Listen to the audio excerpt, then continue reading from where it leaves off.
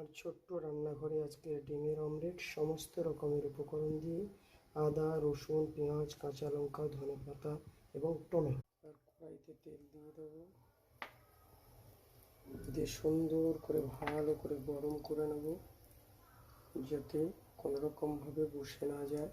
একদম গরম, প্রয়োজন মতো তেল দিয়ে সুন্দর করে গরম। কড়াইটা এবার গরম হয়ে গেছে। এবার আমি ডিমের উপকরণটা কড়াইতে দিয়ে দেবো।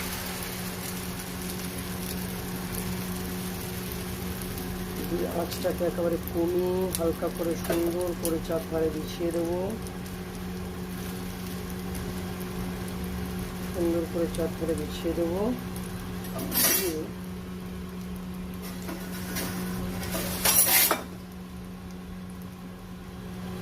ঢাকনা চাপা দেবো।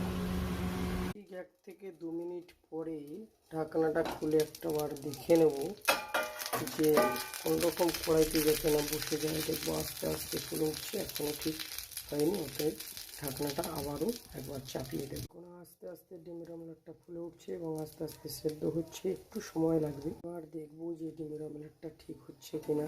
তো দেখছি হ্যাঁ ঠিক হয়েছে। এবার আস্তে করে ডিমের অমলেটটাকে তুলতে হবে। এখন কেমন সুন্দর হয়েছে, আস্তে আস্তে ফুলে উঠছে। বন্ধুরা এইভাবে আস্তে আস্তে করে দেখবেন যে কত ভালো হচ্ছে। এটা এখন শেষ পর্যন্ত দেখুন। এবার বন্ধুরা আস্তে আস্তে একটু নেড়ে দেখে নেব যে সব জায়গায় ঠিক ঠিক হয়েছে কিনা, কতটা ফুলে উঠেছে। দেখুন কত সুন্দর মোটা হয়েছে, মনে হয় একটু সেদ্ধ সময় লাগবে। বন্ধুরা আজকের আমার ডিমের অমলেট পুরো রেডি। তো দেখুন কত সুন্দর হয়েছে।